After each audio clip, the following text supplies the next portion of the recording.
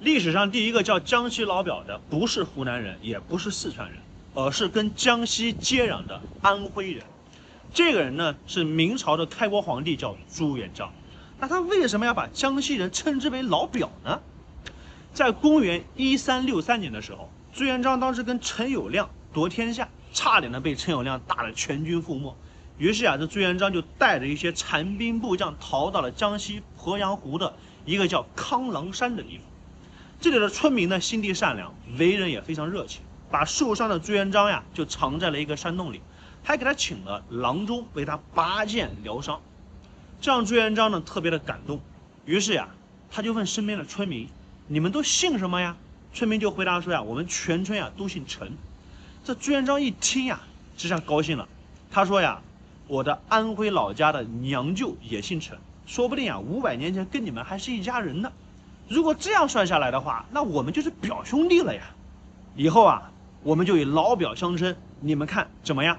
这村民一想有道理呀，于是他们就相互之间称对方为老表。这过了一段时间朱元璋的身体呢逐渐恢复了，他就以康南山为据点，重振军威，打败了当时的陈友谅。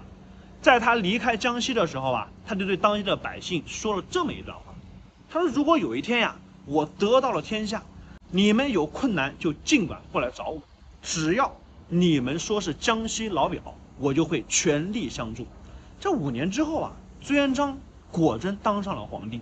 又过了几年，在江西闹水灾的时候，康郎山的村民生活特别困难，实在没有办法，他们就想起了当年朱元璋的那几句话，于是就派了3个比较有胆识的村民进京去找朱元璋。这没想到的是，皇宫深远，你还别说见皇帝，连门都进不去。于是他们3个呢就冒死想了个办法，在皇宫的外面敲鼓撞钟。这朱元璋听到了，谁这么大胆子呀？竟然敢惊驾！这一旁的太监就说启禀皇上，就3个江西来的人，他说是你的老表。这朱元璋一听江西老表，哎呦，立马就想起了当年在康郎山的那些事，于是打开宫门，亲自去接见了江西老表。在了解了江西的灾情之后朱元璋开始进行拨款拨粮来援助江西老表，并且规定康郎山的村民以后永远免除那些赋税，并且通告天下。那从此以后，江西老表这个称呼在全国传开了。关注我，我是夏马阿波。